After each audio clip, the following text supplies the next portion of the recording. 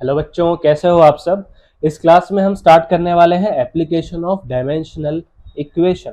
ठीक है, dimensional equations क्या होती हैं आपको पता चल गया है। अब हम उन इक्वेशंस का यूज करेंगे और इनके कुछ एप्लीकेशंस देखेंगे। ठीक है, तो सबसे पहला एप्लीकेशन है कि suppose you want to convert a physical quantity from one system to another. ठीक है, एक सिस्टम ऑफ यूनिट से दूसरे सिस्टम ऑफ यूनिट में आपको उसे कन्वर्ट करना है। सपोज करिए कि आप चाहते हो कि 1 न्यूटन को हम डायने में चेंज करें, यानी फ्रॉम एसआई सिस्टम हम सीजीएस सिस्टम में फोर्स की यूनिट पता करना चाहते हैं। ठीक है, अब होगा ये कि देखो, अब में ये तो पता है कि आप उसको एसआई यूनिट में मेजर करो या सीजीएस यूनिट में मेजर करो, डायमेंशन तो सेम ही रहने वाला है। और दूसरी बात ये कि यूनिट चेंज करने से कभी भी क्वांटिटी जो है हमारी, उसके मैग्नीट्यूड में कोई भी चेंज नहीं आता है। ठीक है, इसी फैक्ट का यूज करते हुए, इसी प्रिंसिपल का यूज करते हुए हम ये कन्वर्जन कर सकते हैं। ठीक है, तो प्रिंसिपल क्या है जी हमारे पास, तो हमें ये पता है कि कोई भी क्वांटिटी है उसको हमने एक न्यूमेरिकल वैल्यू दी n1 और वहां पर यूज करी हमने यूनिट u1। अब आप इस यूनिट को चेंज कर सकते हो, इस यूनिट को आप चेंज कर सकते हो u2 यूनिट में, और यहाँ पर दूसरी न्यूमेरिकल वैल्यू आपने इसको प्रोवाइड कर दी। ठीक है, अब इसी कॉन्सेप्ट का हम यूज करने वाले हैं। अब मैंने आपको ये बताया लास्ट क्लास में कि आप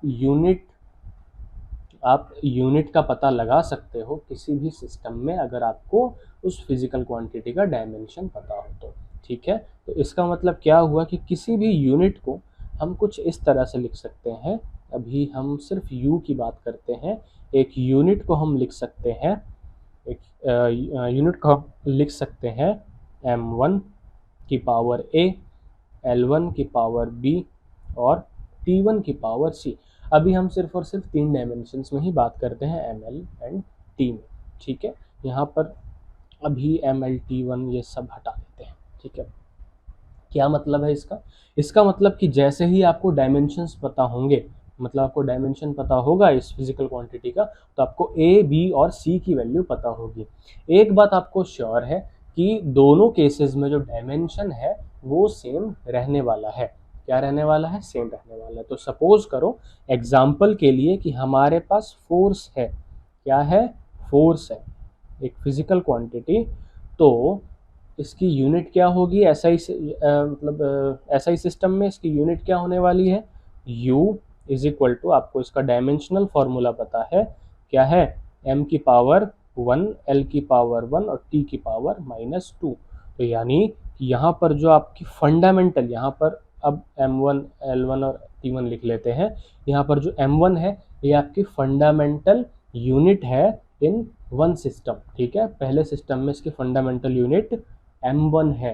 ठीक है, इसकी यूनिट क्या है, m1 है, ये एक फंडामेंटल यूनिट है। ठीक है, इसकी पावर a आएगी और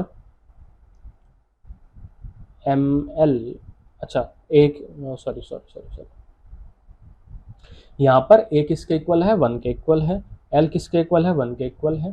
ठीक है, और c किसके इक्वल है, -2 के इक्वल है। तो यूनिट आपको पता चल गई इन वन सिस्टम। दूसरे सिस्टम में यूनिट तो आपकी सेम होगी बट न्यूमेरिकल वैल्यू जो है वो चेंज हो जाएगी, इतना आपको पता है। तो आप ऐसे ही लिख सकते हो कि u1 में हम यूनिट ऐसे लिखते हैं और u2 में यूनिट हम लिखेंगे, जो भी वहाँ पर फंडामेंटल यूनिट है उसको हम लिखते हैं m2। ठीक है, उसकी पावर में a, l2 उसकी पावर में a और t2 उसकी पावर में c। ठीक है, इस तरह से हम यूनिट को डिफाइन कर सकते हैं, where m1 l1 t1 and m2 l2 and t2 are the units, are the fundamental units in one system. जैसे ml1 एक सिस्टम में फंडामेंटल यूनिट है और m2 l2 और t2 ये दूसरे सिस्टम में फंडामेंटल यूनिट है। इसको हम लिख लेते हैं, हम लिखते हैं कि we can write the units of a physical quantity in different system of units। ठीक है, जैसे u1 एक सिस्टम में उसकी यूनिट क्या होगी, m1 L1 and T1 की power A, B and C, where M1, L1 and T1 are fundamental units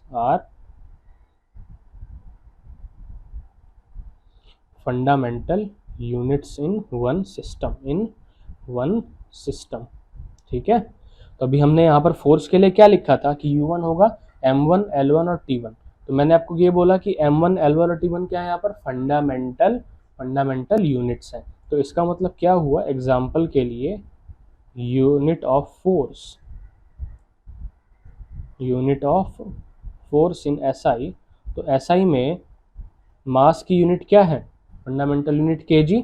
तो kg की पावर 1 और मीटर की पावर 1 और सेकंड की पावर -2, ये यूनिट है फर्स्ट सिस्टम में हमारे। ठीक है, ये इसकी यूनिट आ गई U1। उसी तरह से हम U2 लिख सकते हैं क्या, M2, L2 और T2 और ABC। ध्यान रखिएगा यहाँ पर जो ABC है ये क्या है, डायमेंशन ऑफ फोर्स है, जो कि दोनों सिस्टम में सेम रहेगी। यहाँ पर A, B और C की वैल्यू दोनों सिस्टम में सेम रहेगी, यही खास बात है और इसी से हम कन्वर्जन कर पाते हैं। ठीक है, और ध्यान रखेंगे कि where M2, L2 and T2 are fundamental units of mass, length and time। ठीक है, in other system of unit. ठीक है, यहाँ पर ध्यान रखेंगे कि A, B and C are dimensions of physical quantity. ठीक है, फिजिकल क्वांटिटी क्या है, ये डायमेंशंस है। डायमेंशंस का डेफिनेशन क्या हमने पढ़ा था कि dimensions are the parts of base units raise to represent the unit of derived quantity. ठीक है, चलिए अब ये सब बात हो गई, आपको क्लियर हो गया कि हम U1 को इस तरह से लिख सकते हैं और U2 को इस तरह से लिख सकते हैं। अब आगे प्रोसीड करते हैं। ठीक है, तो जी हमारा प्रिंसिपल क्या है यहाँ पर जिससे हम कन्वर्जन करने वाले हैं, वो ये है कि हमें पता है कि N1 U1 is equal to N2 U2 होगा। ठीक है, तो सपोज करो कि आप एक यूनिट में हो, आप दूसरे यूनिट में कन्वर्जन करना चाहते हो, तो उसके लिए आपको यूनिट तो ऑलरेडी पता होगी क्योंकि आपको डायमेंशन पता है, बस आपको N2 की वैल्यू पता करनी है। तो N2 की वैल्यू कैसे आएगी जी, आपके पास N2 की वैल्यू आएगी जब आप N1 को मल्टीप्लाई करेंगे U1 डिवाइडेड बाय U2 से। ठीक है, और आपको पता है यहाँ पर U1 आपने क्या लिखा है, U1 की वैल्यू क्या है, M1 की पावर A, L1 की पावर B एंड T1 की power C divided by M2 की पावर A, L2 की पावर B एंड T2 की पावर C।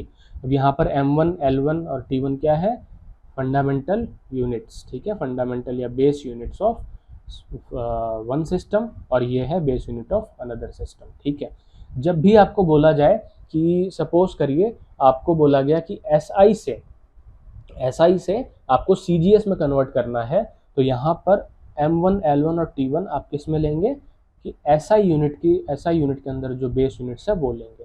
मतलब जहाँ से जहाँ पर कन्वर्ट करना है तो पहली जो यूनिट्स M1, L1 और T1 लेंगे वो आप जिसमें कन्वर्ट करना है उसकी लेंगे। ठीक है, फ्रॉम टू। ठीक, चलो अभी एग्जांपल में तो और सब क्लियर हो ही जाएगा।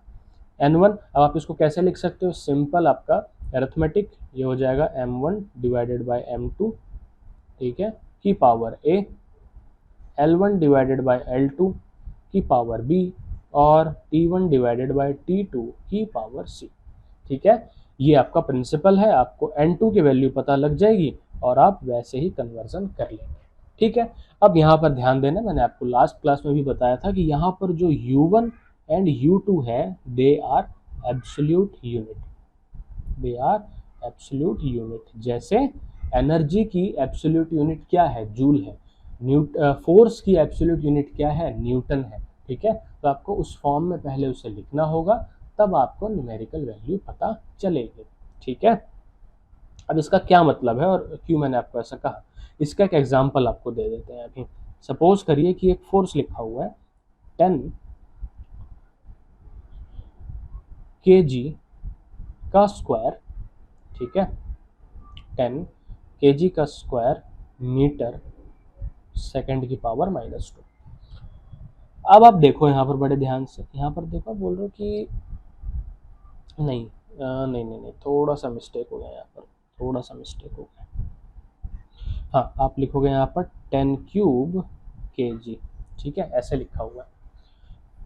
अब ये हमने इसके साथ लिख दिया, इसका मतलब ये नहीं है कि ये इसकी एब्सोल्यूट यूनिट में कंटेंड होगा, ठीक है। क्या करना है आपको, यहाँ पर 10 की पावर 4 लिखना है, इसको बाहर करना है, और ये जो आपके पास बचता है kg metre per second square, ठीक है, इसको सिंपली आप लिख लेंगे जूल के इक्वल, तो ये हो जाएगा, सॉरी न्यूटन के इक्वल, तो ये हो जाएगा 10 की पावर 4 न्यूटन, ठीक है। तो इसलिए कहा जाता है कि हमें एब्सोल्यूट यूनिट में लिखना है, नहीं तो हमारे पास जो न्यूमेरिकल वैल्यू आनी है, जैसे हमारे पास जो n1 आएगा इस केस में, वो रॉन्ग आ जाएगा अगर आपने इसको एब्सोल्यूट यूनिट में नहीं लिखा है तो, ठीक है। तो चलिए कुछ कन्वर्जन्स करते हैं। सबसे पहले convert N energy of 1 joule into arts, ठीक है।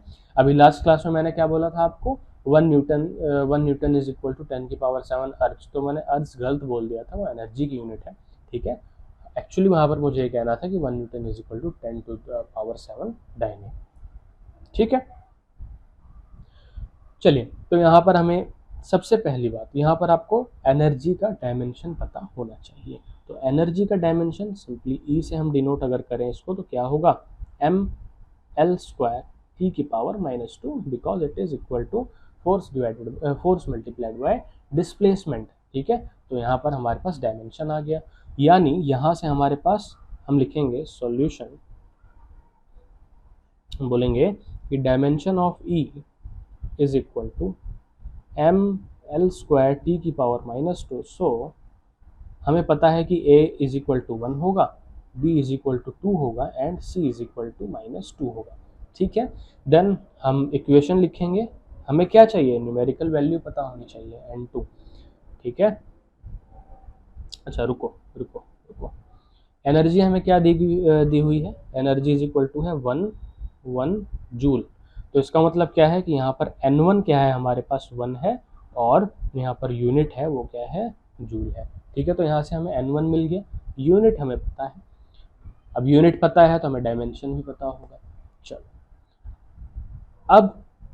अब हमें क्या करना है, सबसे पहले हम लिखेंगे इक्वेशन कि n2 is equal to n1 m1 divided by m2 की पावर a, जो कि किसके इक्वल है, 1 के इक्वल है, फिर L1 डिवाइडेड बाय L2 की पावर b, जो कि 2 के इक्वल है, and at the end T1 divided by T2 इसकी पावर -2, ठीक है।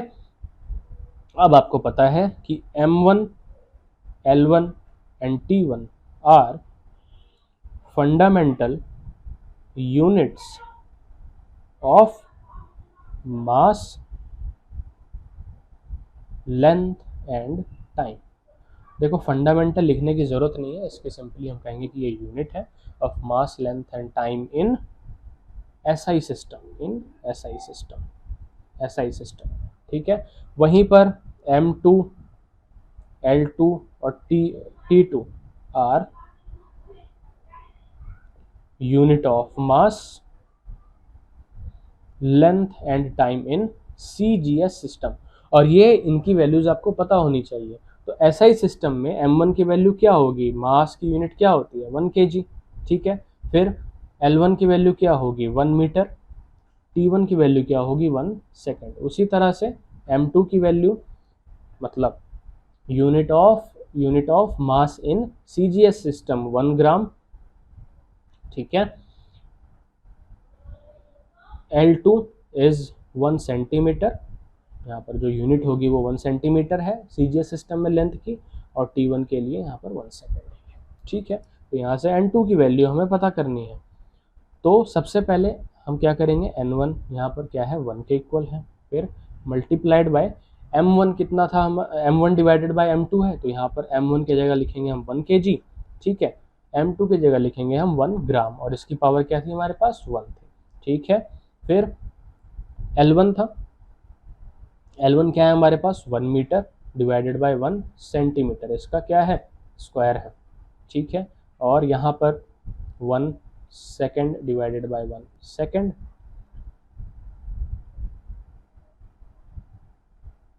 इसकी पावर क्या थी -2।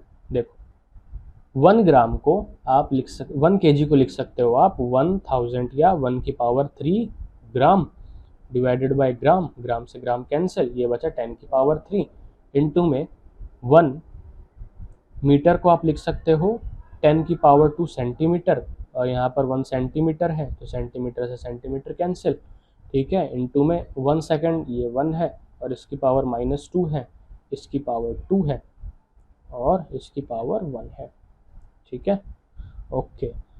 तो ये आया 10 की पावर 3 इंटू में 10 की पावर 4 इंटू में 1, ये आ जाएगा 10 की पावर 7। तो N2 की वैल्यू आपके पास आ गई 10 की पावर 7 और U1 U2 क्या है आपके पास। CGS सिस्टम में वर्क सॉरी जो वर्क या एनर्जी की एब्सोल्यूट यूनिट क्या है, अर्ज है, ठीक है। हम लिखेंगे कि एब्सोल्यूट यूनिट ऑफ अर्ज, absolute unit of energy in CGS system is अर्ज, ठीक है, और which is equal to U2, ठीक है। U2 हमारे एब्सोल्यूट यूनिट लेनी है और N2 की वैल्यू भी हमारे पास है, तो हम कह सकते हैं कि 1 joule is equal to 10 to the power 7 erg. तो कभी कभी कितनी बड़ी मूर्खता हो जाती है हमसे, 1 न्यूटन वो 10 की पावर 5 डायन के इक्वल है। मैं हमेशा अभी 2-3 बार आपको 10 की पावर 7 कह दिया, तो एक्चुअल में वो होता है 1 न्यूटन इज इक्वल टू 10 की पावर 5 डायन। इस क्वेश्चन में आपने कन्वर्जन कर लिया, 1 joule is equal to 10 raise to the power 7 erg. इस तरह से आपको कन्वर्जन करना है। अब कुछ और कन्वर्जन्स देखते हैं। If the universal gravitational constant is this, then find its value in CGS system, ठीक है। अब देखिए यहाँ पर, देखो ये कंप्लीट जो प्रोडक्ट है यही इसकी एब्सोल्यूट यूनिट हुई, ठीक है। तो यहाँ पर जो हमारे पास U1 है वो यही है, ठीक है। अब U2 क्या आएगा वो देखते हैं।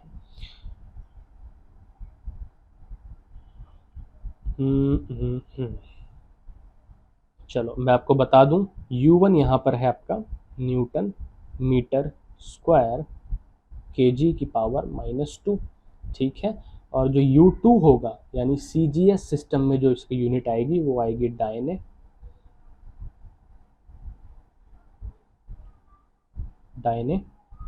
मीटर के जगह पर सेंटीमीटर का स्क्वायर और kg की जगह पर ग्राम की पावर -2, ठीक है। अब इससे होगा क्या, न्यूमेरिकल वैल्यू में चेंज आ जाएगा। अब न्यूमेरिकल वैल्यू में क्या चेंज आएगा वही हमें फाइंड आउट करना है, यानी N2 की वैल्यू हमें पता करनी है। अब बार बार हम यहाँ पर रिपीट नहीं करेंगे, आपको ये पता है कि फर्स्ट जो हमने SI, अब ये SI सिस्टम से हम CGS सिस्टम में कन्वर्जन करना चाहते हैं, ठीक है। तो यहाँ पर M1, L1 और T1 की वैल्यू आपको पता है क्या होगी, 1 kg, 1 मीटर एंड 1 सेकेंड। उसी तरह से M2 में M2, L2 और T2 यानी units of mass length and time in CGS आपको पता है क्या होगा, मास के लिए 1 ग्राम और लेंथ के लिए सेंटीमीटर और टाइम के लिए सेकंड। तो हम यहाँ पर बार बार उसको रिपीट नहीं करेंगे। अब आपको क्या चाहिए, A, B और C की वैल्यू चाहिए, जो पता चलेगा कि जो ग्रेविटेशनल कांस्टेंट है जिसका हमें कन्वर्जन करना है उसका डायमेंशन क्या है। तो यहाँ पर डायमेंशन है तो हम लिखेंगे कि A is equal to -1, B is equal to 3 and C is equal to -2। तो यहाँ आपके पास A, B और C की वैल्यू आपको पता चल गई है, ठीक है। फिर यहाँ पर हमें लिखना है N2, यहाँ पर N1। अच्छा N1 यहाँ पर क्या है, 6.67 इंटू 10 टू द पावर -11। तो यहाँ पर लिख लेंगे, तो फॉर्मूला तो पता चल ही गया है, ये क्या है 6.67 इंटू में 10 की पावर -11, ठीक है। अब बात करते हैं कि इसकी M1 divided by M2। M1 क्या है यहाँ पर 1 kg, M2 क्या है यहाँ पर 1 ग्राम, ठीक है। इसकी पावर क्या आएगी -1, इसकी पावर क्या आएगी, क्योंकि यहाँ पर A आ रहा है, यहाँ पर B की पावर यहाँ पर 3 आएगी। तो B क्या है यहाँ पर, sorry L1 divided by L2, तो 1 मीटर डिवाइडेड बाय 1 सेंटीमीटर इसकी पावर 3, ठीक है, और 1 सेकेंड डिवाइडेड बाय 1 सेकेंड इसकी पावर -2। ये 1 हो जाएगा, इसकी पावर कुछ भी, उससे कोई फर्क नहीं पड़ रहा है। यहाँ पर आ जाएगा 6.67 इंटू 10 की पावर -11, ये आ जाएगा 10 की पावर -3, ठीक है। क्या है यहाँ पर 1 kg को ग्राम से डिवाइड करोगे तो 10 की पावर 3, और उसकी पावर में -1 है, एक्सपोनेंट का रूल है, मल्टीप्लाई हो जाएगा 10 की पावर -3 इंटू में ये हो जाएगा 10 की पावर 2 की पावर 3, तो हो जाएगा 10 की पावर 6, ठीक है। तो ये आप इसके इक्वल मिल रहा है 6.67 इंटू 10 की पावर -8, ठीक है। जब आप इसको सॉल्व करेंगे कि 10 की पावर -11 प्लस में -3 -14 प्लस का 6 माइनस का 8, तो n2 की वैल्यू आपके पास आ गई। तो आप लिखेंगे इन CGS g की वैल्यू क्या आएगी 6.67 इंटू 10 की पावर -8 दाहिने सेंटीमीटर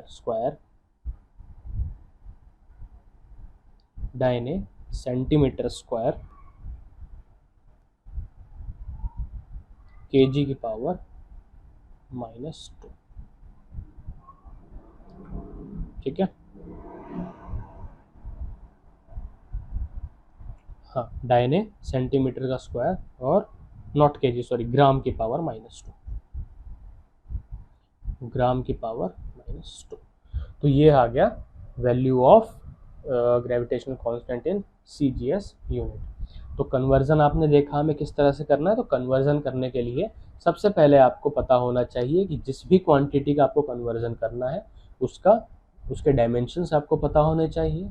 दूसरा, आप किस सिस्टम से किस सिस्टम में जा रहे हो, उन सिस्टम का दोनों में आपको फंडामेंटल यूनिट्स मास, लेंथ और टाइम की क्या है वो पता होनी चाहिए। अगर और कोई क्वांटिटी आती है तो वो भी पता होना चाहिए कि इन दोनों सिस्टम में क्वांटिटीज़ के मतलब यूनिट की वैल्यू क्या है, ठीक है। चलिए आते हैं नेक्स्ट, एक अलग तरह का क्वेश्चन है यहाँ पर। अब हमने एक ऐसा सिस्टम बनाया जिसमें फोर्स की यूनिट हमने ले ली 1 किलो न्यूटन, ठीक है। अब यहाँ पर फोर्स की यूनिट है 1 किलो न्यूटन, लेंथ की यूनिट है 1 किलोमीटर और टाइम की यूनिट है 100 सेकेंड। अब आपको ये तो पता है कि ये ना तो SI सिस्टम है ना ही CGS सिस्टम है, क्योंकि यहाँ पर हमारे पास लेंथ की यूनिट 1 किलोमीटर है और टाइम की यूनिट 100 सेकेंड है। हमने कुछ अलग ही तरह का यहाँ पर एक सिस्टम बना दिया। उसमें ये पूछा कि अगर फोर्स की यूनिट 1 किलो न्यूटन है तो आप ये बताओ कि इस सिस्टम में मास की यूनिट क्या होगी। कैसे पता करेंगे, तो हमेशा ध्यान रखना है इसको कैसे करना है। जब भी आपसे इस तरह का प्रॉब्लम पूछा जाए तो सबसे पहले फोर्स की यूनिट हमेशा हम कैसे लिखते हैं, MLT-2 किसके इक्वल आ रही है 1 किलो न्यूटन। तो यार 1 किलो न्यूटन को आप 10 की पावर 3 लिख सकते हो ना, ठीक है। किलो को मतलब k की वैल्यू क्या होती है, हम बोलते हैं ना 1K, तो इसका मतलब 1000, तो 1000 को हम 10 की पावर 3 लिख सकते हैं, 10 की पावर 3 न्यूटन, ठीक है। फिर लेंथ जो है आपकी, लेंथ हमें दी गई 1 किलोमीटर, लेंथ की जो यूनिट है वो है 1 किलोमीटर और टाइम की यूनिट है 100 सेकेंड। अब क्या करोगे,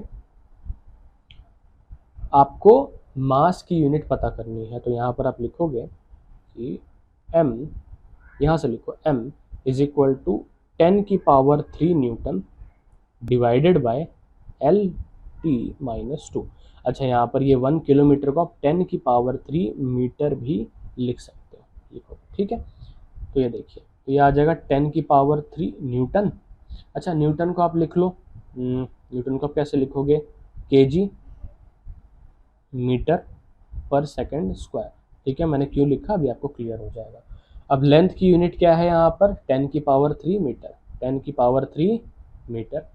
फिर टाइम की यूनिट यहाँ पर क्या है 100 सेकेंड, तो 100 को आप 10 की पावर 2 सेकेंड लिख सकते हो और इसकी पावर -2 है, ठीक है। तो 10 की पावर 3 से कैंसिल कर दो, मीटर से मीटर कैंसिल कर दो। यहाँ पर सेकेंड की पावर -2 है तो इसको आप ऐसे लिख सकते हो kg सेकंड की पावर -2 डिवाइडेड बाय 10 की पावर -4 सेकंड की पावर -2, ये कैंसिल हो जाएगा, क्या बचेगा 10 की पावर 4 kg। तो हमें ये पता चला कि इस सिस्टम में मास की यूनिट क्या है, 10 की पावर 4 kg है। यानी इस सिस्टम में हमने जो स्टैंडर्ड लिया है वो क्या लिया है मास के लिए, 10 की पावर 4 kg। इससे हम कंपैरिजन यहाँ पर कर रहे हैं।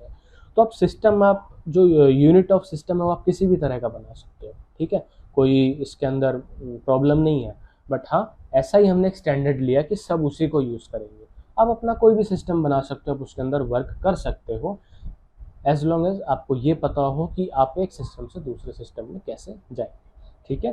तो ऐसा ना हो कि कल को आप एक बहुत बड़े साइंटिस्ट बन जाओ या इंजीनियर बन जाओ और ऐसा कुछ कर दो कि दुनिया बिल्कुल हैरान रह जाए, बट आपके रिजल्ट्स को कोई वेरीफाई ना कर पाए। क्यों? क्योंकि आपने ऐसे यूनिट्स ही बना ली, अपना एक ऐसा सिस्टम बना लिया जो कि पूरी दुनिया से हटके था, तो फिर वहाँ पर दिक्कत हो जाएगी, ठीक है। तो यूनिक होना चाहिए, बट इतना भी नहीं कि कोई दूसरा हमें बिल्कुल भी समझ ही ना पाए, ठीक है। तो चलिए आगे आते हैं, नेक्स्ट क्वेश्चन करते हैं। ये कहता है कि find the value of 100 joule on a system which has 20 centimetre, 250 gram and half minute as fundamental units of length, mass and time. बड़ा ही आसान सा क्वेश्चन। देखो, पहला सिस्टम तो हमें पता है, जब जूल यूज़ किया है तो पहला सिस्टम हमें पता है कि ये एसआई यूनिट की बात हो रही है, एसआई यूनिट्स होंगे यहाँ पर मास, लेंथ और टाइम के लिए है, क्लियर है। अब दूसरा सिस्टम, जैसे हमने पहले कहा कि एसआई से सीजीएस में कन्वर्ट करो। अब सीजीएस में आपको क्या पता है, सीजीएस में आपको यही इन्फॉर्मेशन तो चाहिए ना कि मास, लेंथ और टाइम की यूनिट क्या लिए है हमने। तो वहाँ पर क्या है, मास के लिए 1 ग्राम, लेंथ के लिए 1 सेंटीमीटर और टाइम के लिए सेकंड है। उसी तरह से यहाँ पर कोई नाम नहीं दिया गया, बस ये बता दिया गया कि यहाँ पर आपके लिए जो दूसरा सिस्टम है उसमें यूनिट्स क्या क्या है, यानी आपको M2, L2 और T2 की वैल्यू प्रोवाइड कर दी गई, ठीक है। तो सॉल्यूशन पे आते हैं इसके। तो क्या यहाँ पर एब्सोल्यूट यूनिट में लिखा हुआ है ये? हाँ जी बिल्कुल, जूल एब्सोल्यूट यूनिट है। तो यहाँ पर N1 की वैल्यू क्या होगी यहाँ पर 100 जूल। तो हम लिखेंगे क्वांटिटी, ये तो सिंपली क्वांटिटी हमें पता है एनर्जी है, energy is equal to 100 joule. So it means कि N1 हमारे पास क्या है, 100 है, या 10 की पावर 2। और M1, L1 और T1 आपको पता है कि ये they are the fundamental units of ऐसे सिस्टम में जो यूनिट होगी मास, लेंथ और टाइम की, तो लिख लेंगे यहाँ पर M1 हमें पता है कितना है 1 kg, L1 हमें पता है कितना है 1 मीटर, और T1 हमें पता है कितना है 1 सेकेंड। फिर आ जाते हैं M2 जो हमें गिवन है, एक दूसरा सिस्टम जिसमें हमने फंडामेंटल यूनिट्स लेंथ की क्या ली है 200 सेंटीमीटर, मास की ली है 250 ग्राम,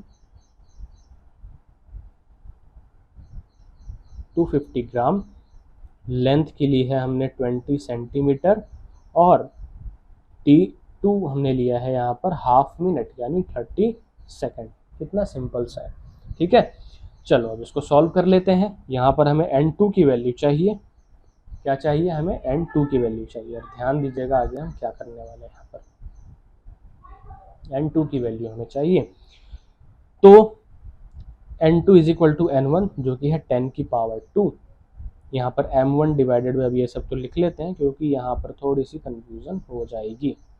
250 ग्राम्स, और अच्छा हाँ चीज़ तो भूल ही गए, अब हम ये यूज़ कर रहे हैं तो एनर्जी का हमें डायमेंशनल फार्मूला पता होना चाहिए। यहाँ पर पावर में रखेंगे क्या, ABC क्या रखेंगे, तो एनर्जी का डायमेंशनल फार्मूला आपको पता है क्या है, mL² T-2। यानी यहाँ पर A की वैल्यू हमारे पास है 1, B की वैल्यू है 2 एंड C की वैल्यू है -2, ठीक है। तो यहाँ पर हम लिखेंगे इसकी पावर में 1, फिर L1 डिवाइडेड बाई L2 तो 1 मीटर डिवाइडेड बाई 20 सेंटीमीटर, इसकी पावर में 2, और 1 सेकेंड डिवाइडेड बाई 30 सेकेंड, इसकी पावर में -2, ठीक है। ये क्या आ रहा है 10 की पावर 2 इंटू में ये आ जाएगा 4, क्योंकि ये 250 है और ये 1000 है, 1000 को 250 से डिवाइड करोगे तो ग्राम बचेगा, तो यहाँ पर बचेगा 4 इंटू ग्राम से ग्राम कैंसिल।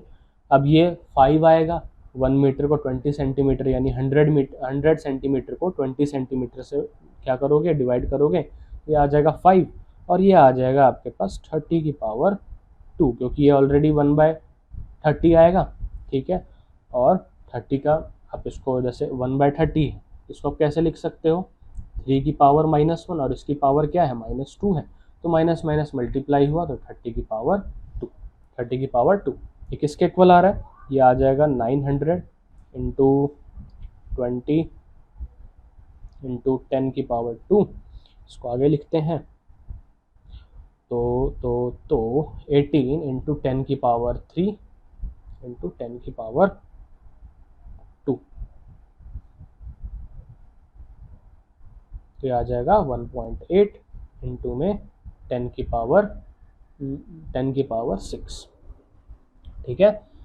तो यहाँ पर आप कहेंगे कि 100 joule is equal to 1.8 into 10 की पावर 6 यूनिट्स, ठीक है। अब यहाँ पर ये, अब देखो यार एनर्जी है तो हम मान लेते हैं कि जो यूनिट है वो जे स्टार है। अब यहाँ पर हमें इससे मतलब नहीं, क्योंकि हमने एब्सोल्यूट यूनिट में वर्क किया, ठीक है, एब्सोल्यूट यूनिट में वर्क किया तो हमने कहा कि ये जे स्टार है, मतलब जूल कोई और यूनिट है, ये बस इतना ही लिख देना, इसके आगे का कोई मतलब नहीं है, क्योंकि हमने एब्सोल्यूट में काम किया है। ये आप यहाँ पर न्यू यूनिट ऑफ एनर्जी भी लिख सकते थे, ठीक है।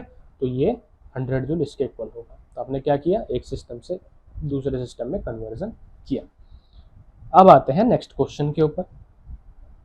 The value of Stefan's constant is this, find its value in CGS system. अब देखो यहाँ पर जूल, सेकंड, मीटर, केल्विन ये सब दिख रहा है आपको, तो आपको क्लियर हो जाना चाहिए कि ये सिस्टम कौन सा है जिससे हम कन्वर्ट करना चाह रहे हैं, ठीक है। तो हम एसआई से कन्वर्ट कर रहे हैं सीजीएस में, क्लियर है। तो अब क्या करना है, हमें M1, L1, T1 की वैल्यू पता है, M2, L2, T2 की वैल्यू पता है जो सीजीएस सिस्टम है, तो वो सब हम यहाँ पर नहीं लिखते, चलो लिख लेते हैं। M1 क्या है यहाँ पर, M1 क्या है यहाँ पर 1 kg, L1 क्या है यहाँ पर 1 मीटर एंड T1 क्या है यहाँ पर 1 सेकेंड। फिर M2 क्या है यहाँ पर 1 ग्राम, L2 क्या है यहाँ पर 1 सेंटीमीटर, T2 क्या है यहाँ पर 1 सेंटीमीटर, सॉरी 1 सेकेंड, ठीक है।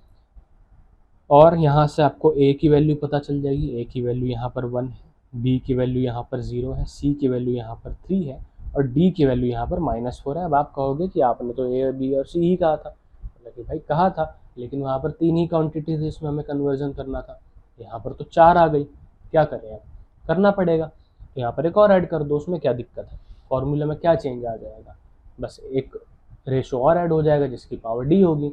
देखो क्या होगा, यहाँ लिख लेते हैं, क्या होगा N2 इस केस में, N1 M1 divided by M2, ठीक है, इसकी power A, L1 divided by L2 इसकी पावर B, और T1 डिवाइडेड बाय T2 इसकी पावर C और K1 डिवाइडेड बाय K2 इसकी पावर D।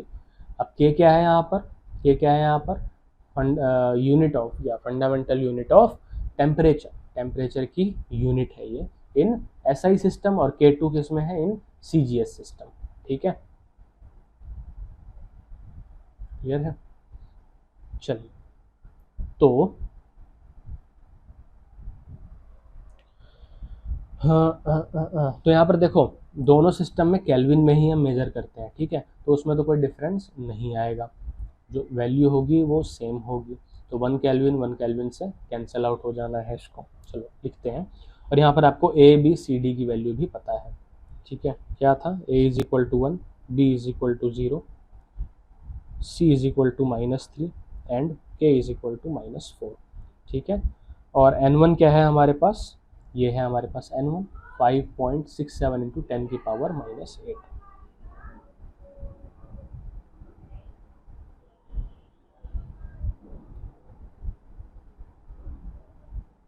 5.67 इंटू 10 की पावर -8 इंटू में M1 डिवाइडेड बाई M2 क्या आ जाएगा, ये 10 क्यूब आएगा हमेशा, A की पावर 1, फिर L1 डिवाइडेड बाई L2 यानी 1 मीटर डिवाइडेड बाई 1 सेंटीमीटर, ये आ जाएगा 10 की पावर 2, इसकी पावर 0 है।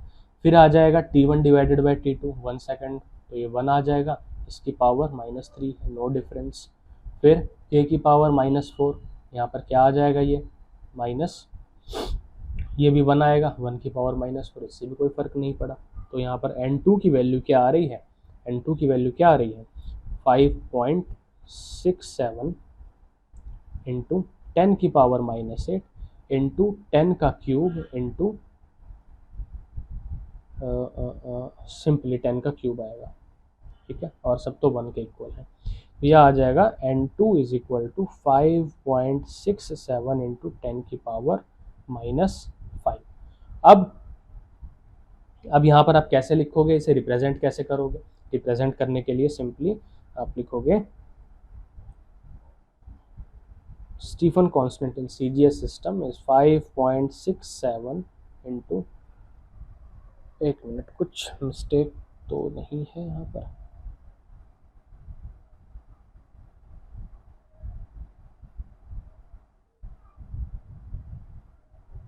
MLT,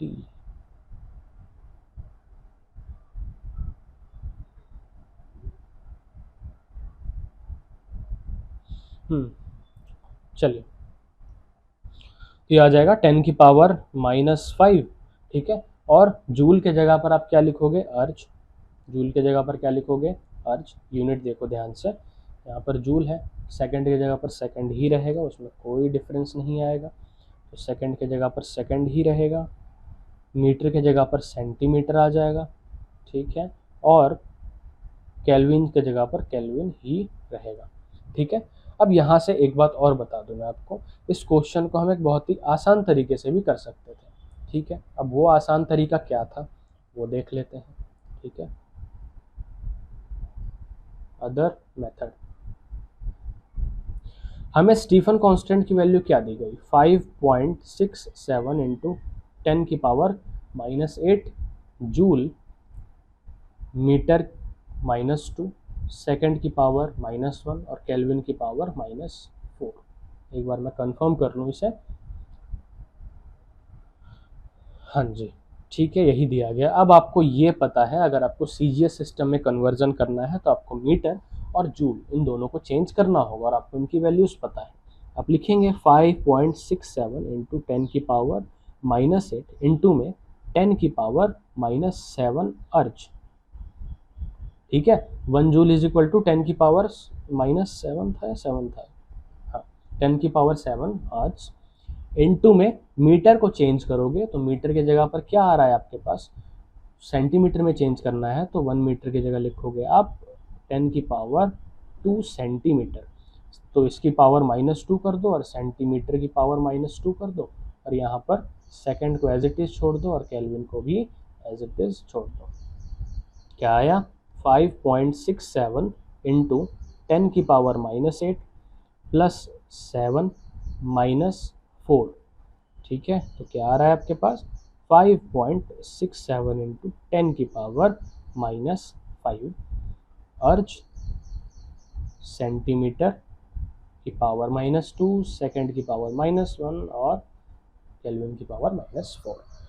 तो आप ऐसे भी कर सकते हो, कुछ कुछ केसेस में बहुत ही आसानी से ये हो जाता है, बट कुछ केसेस में जैसे अब ये कन्वर्जन आपको ऑलरेडी पता था तो आपने कर लिया, लेकिन अगर ये कन्वर्जन ना पता होता तब आपको ये मेथड तो आना ही चाहिए, ठीक है। तो इसलिए हमने दोनों मेथड समझ लिए। चलिए अब आ जाते हैं नेक्स्ट क्वेश्चन के ऊपर कि if the unit of force were 1 kilonewton, that of time millisecond and that of power kilowatt, what would be the unit of mass and length. वही उसी तरह का क्वेश्चन जो हमने पहले किया था। इसने कहा कि एक ऐसा सिस्टम है, ठीक है, जिसमें फोर्स की यूनिट आ रही है किलो न्यूटन, तो हम लिखेंगे फोर्स की यूनिट, यहाँ पर कैसे लिखते हैं इसको, MLT-2 is equal two kilo Newton यानी 10⁻³ न्यूटन। फिर टाइम की यूनिट इसने बताई मिली सेकेंड, यानी ये हो जाएगा 10⁻³ सेकेंड। फिर आता है पावर, ठीक है, power is equal to 1 kilowatt, ठीक है। तो 10 की पावर 3 वाट। पावर की डायमेंशन क्या होती है पता है आपको? पावर की डायमेंशन, पावर क्या है? Work divided by time. Power क्या होता है कि कितने समय में आपने कितना वर्क कर लिया, ठीक है। यानी अगर आपने कम समय में ज़्यादा वर्क किया तो सिंपली पावर ज़्यादा है, और कम समय में अगर मतलब ज़्यादा समय में उतना ही वर्क किया तो सिंपली आपकी पावर क्या है? कम है। आपकी क्या मतलब जो भी वर्क कर रहा हो उसकी पावर कम है। तो पावर का जो फॉर्मूला है वो है वर्क डिवाइडेड बाय टाइम, ठीक है। तो इसकी डायमेंशन क्या होगी? Dimension of work divided by dimension of time, ठीक है। तो वर्क की डायमेंशन क्या है? ml स्क्वायर t माइनस 2, और इसको t से डिवाइड कर दोगे तो आ जाएगा -3। तो भाई ये हमारे पास पावर किसके इक्वल है? इसकी यूनिट ml स्क्वायर t की पावर -3 इज इक्वल टू 10 की पावर 3 वाट, ठीक है। अब हमें यहाँ पर बताना है कि what would B unit of mass and length. तो इस सिस्टम में मास और लेंथ की यूनिट क्या होगी? तो सिंपली सबसे पहला काम हम क्या करेंगे यहाँ पे?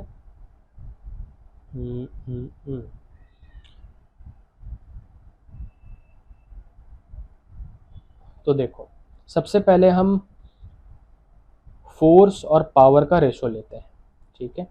फोर्स डिवाइडेड बाय पावर, इसका हम रेशो लेते हैं। क्या आ रहा है हमारे पास? ये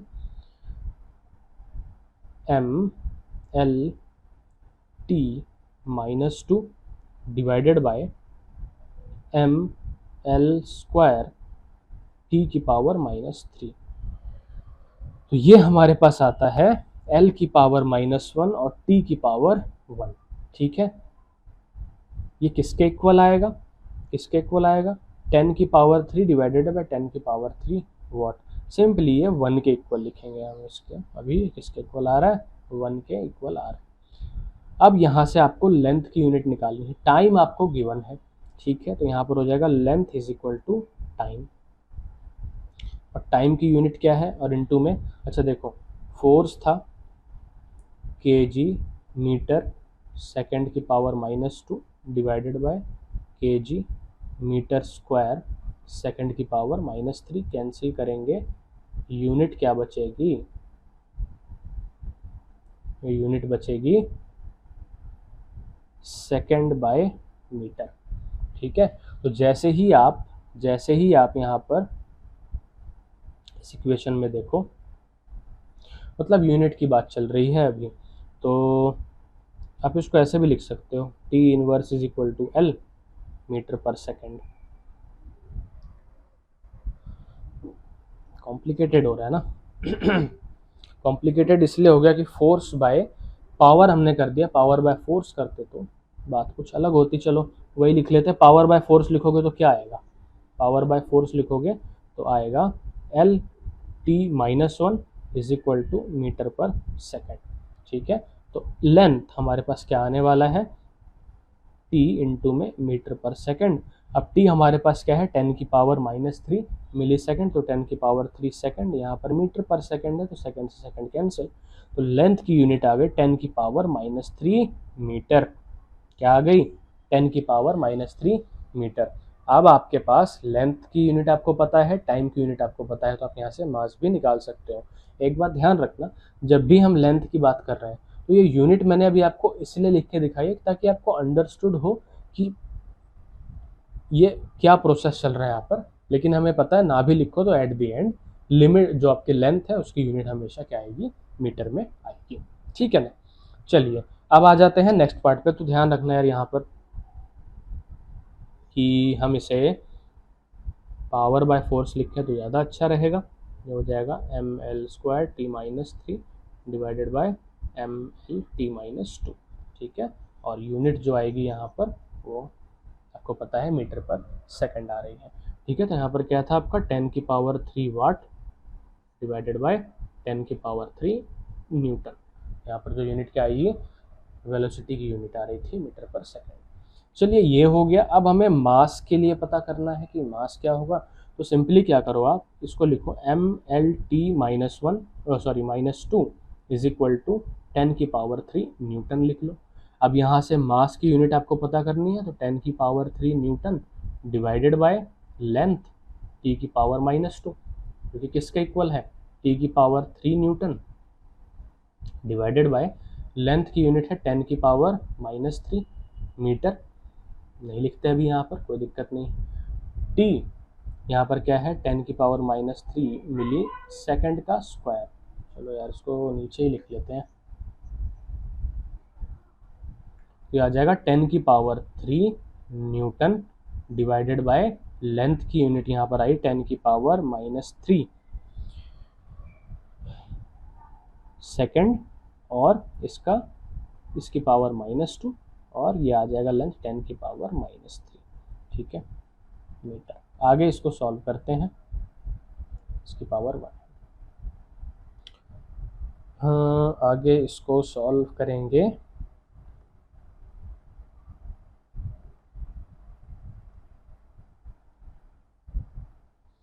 तो क्या आ रहा है आपके पास, m इज इक्वल टू 10 की पावर 3 न्यूटन डिवाइडेड बाय 10 की पावर 6 इंटू में 10 की पावर -3, और यहाँ पर सेकंड की पावर -2 इंटू में मीटर। तो ये आ जाएगा आपके पास 10 की पावर 3 -3 kg, यानी 1 kg।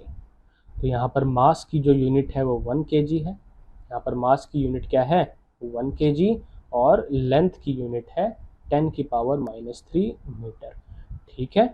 तो अगर आपको एक फिजिकल क्वांटिटी की यूनिट दे रखी हो, और आपको किसी एक जो भी आपका सिस्टम है उसमें से जो भी आपकी फंडामेंटल क्वांटिटी है उसकी यूनिट दे रखी हो, तो आप 2 यूनिट और जो है वो निकाल सकते हो, ठीक है, by using the appropriate relations, ठीक है। तो यहाँ पर थोड़ा सा ध्यान रखना है, बहुत ही आसान है सब कुछ, ठीक है। तो अब इस क्लास को यहीं पर एंड करते हैं। हमने यहाँ पर सीखा कन्वर्जन के बारे में। नेक्स्ट क्लास में हम सीखेंगे कि कंसिस्टेंसी किसी भी इक्वेशन की या किसी भी फॉर्मूला की हम कैसे चेक करें। जैसे सपोज करो किसी एक्सपेरिमेंट में आपके पास, और by using some theoretical knowledge, अगर आपने एक इक्वेशन फाइंड करी, सपोज डेट कि इक्वेशन ऑफ सिंपल पेंडुलम का जो टाइम पीरियड है वो उसका फॉर्मूला कि t इज इक्वल टू आया 2 pi square root of l divided by g, ठीक है। तो आपको पता करना है कि ये कंसिस्टेंट है या नहीं है, तो आप कैसे पता करोगे, ठीक है। तो सबसे पहला स्टेप तो ये होता है कि वो डायमेंशनली कोई भी फॉर्मूला करेक्ट होना चाहिए। अब देखो, ज़रूरी नहीं है कि हर फॉर्मूला जो है जो डायमेंशनली करेक्ट है वो हमेशा हर सिचुएशन के लिए करेक्ट हो, बट ये मस्ट है कि अगर डायमेंशनली करेक्ट नहीं है तो फॉर्मूला तो करेक्ट हो ही नहीं सकता, because you can not equate एक एप्पल और एक ऑरेंज को इक्वल नहीं कर सकते, ठीक है। आप सेम टाइप की क्वांटिटीज़ को ही कंपेयर कर सकते हो, ऐड कर सकते हो, सब्ट्रैक्ट कर सकते हो, जैसे हम प्रिंसिपल ऑफ होमोजेनिटी कहते हैं, उसी पर बेस्ड है वो कॉन्सेप्ट, तो हम नेक्स्ट क्लास में करेंगे।